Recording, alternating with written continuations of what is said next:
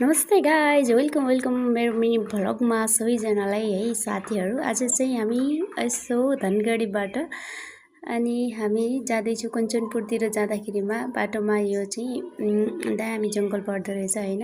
अनि यस्तो राम्रो छ है, यो बाइकलाई छोड्नुपर्छ छोड्नु जा जा अगाडि आउँदैछ। तर यस्तो राम्रो सिन देखेँ मैले, टक्क भिडियो बनाइरहेको छु। गाइज हेरिदिनु होला, सबैले माया गरेर दिनु होला है।